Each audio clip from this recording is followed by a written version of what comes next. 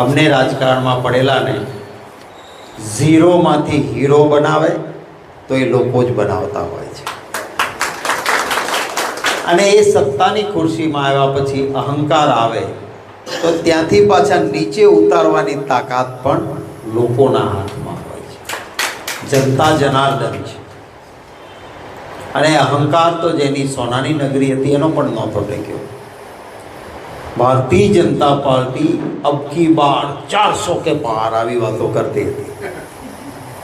એકલા હાથે બહુમતી પણ ન આવી એ સ્થિતિ પેદા થઈ.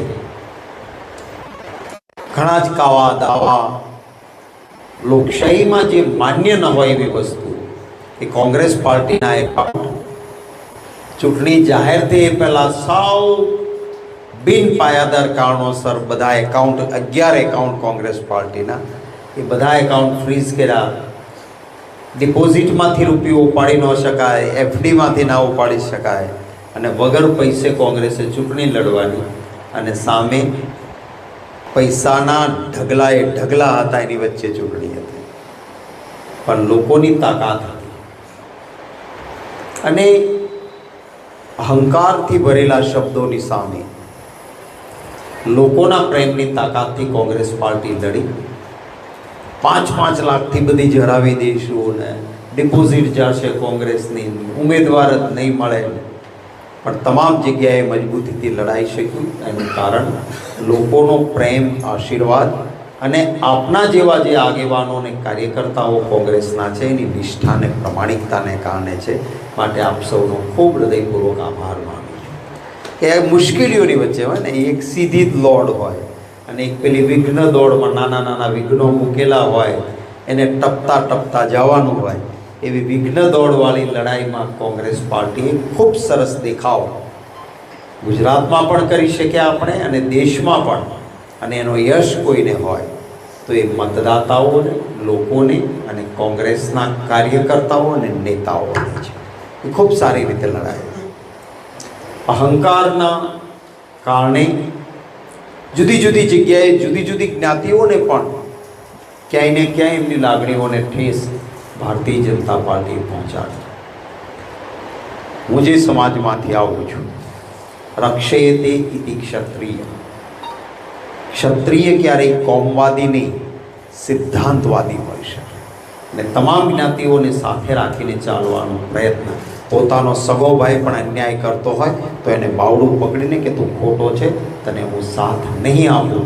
આ ઇતિહાસ રહ્યો છે. એટલે જ્યારે મને સમાજના આગેવાનોએ પણ અહીંયા પ્રેમથી આવકાર્યો છે ત્યારે ઈશ્વરને જ પ્રાર્થના કરીએ કે કોમવાદી નહીં, સિદ્ધાંતવાદી બનીને કામ કરવાનો મોકો જે આજ સુધીનો ઇતિહાસ છે, પરંપરા જીવંત રાખી શકાય.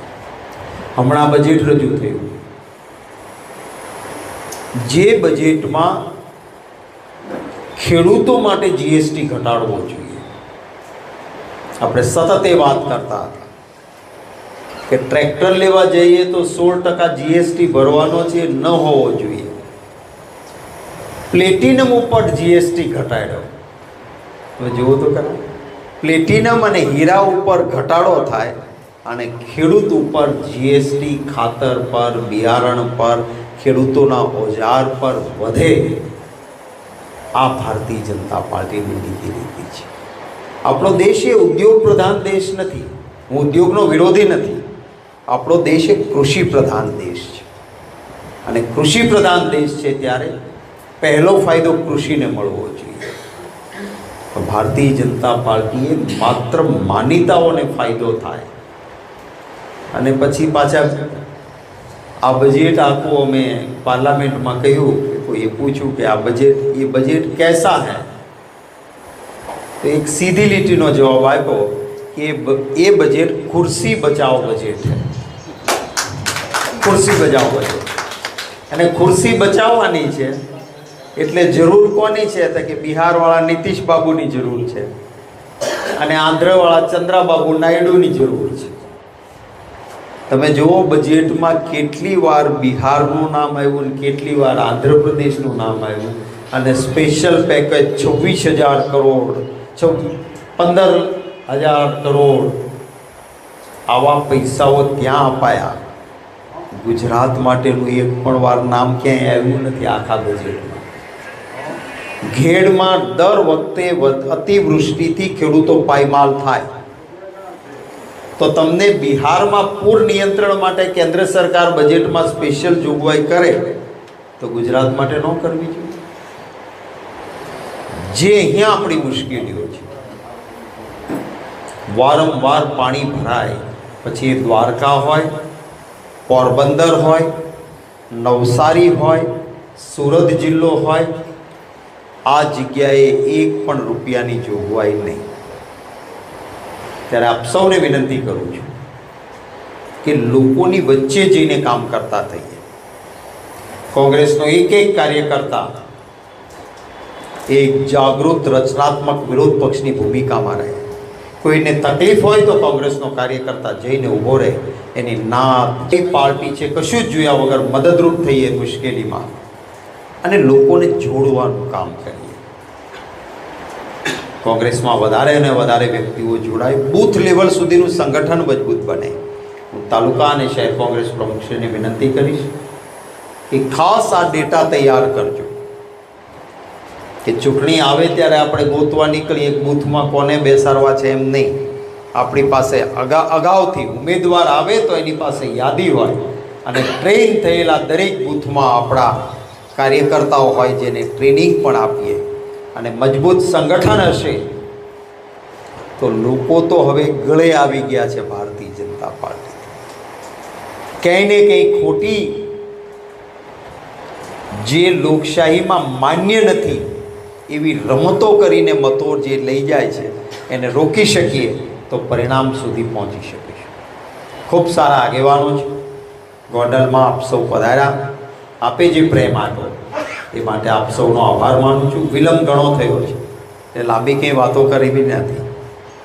ગોંડલ ખાતે જ્યારે જિલ્લા પંચાયતમાં ઉપપ્રમુખ હતો ત્યારથી એક આત્મીય મિત્રતાભાઈ PR જાડેજા સાથે હતી અને એમને ત્યાં સામાજિક રીતે આવવાનો હતો. તો અમારો કોંગ્રેસ એ મારો પરિવાર છે, મોટો પરિવાર છે.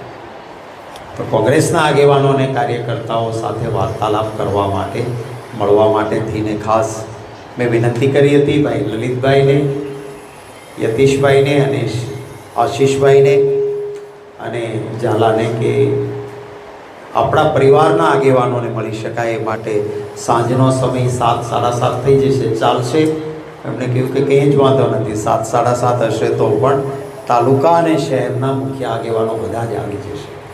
આપ સૌ સમય કાઢીને આવ્યા એટલા માટે આપનો આભાર માનું છું. સૌને શુભેચ્છા પાઠવું છું અને મારા જેવું કંઈ હોય તો કહેવાની જરૂર નહીં, આપનો અધિકાર છે, જરૂર કહેતા રહેજો.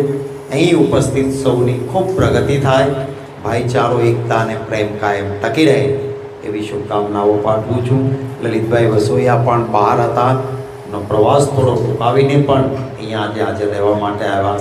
ભાઈ ઇન્દ્રનીલભાઈ પણ બહાર જવાના હતા અને હું આવું છું, ખબર પડી તો પ્રોગ્રામ ચેન્જ કર્યો. એમનો પણ બંને નેતાઓનો આભાર, આપ સૌનો ખૂબ હૃદયપૂર્વક આભાર માની બેઠું છું. જય હિન્દ.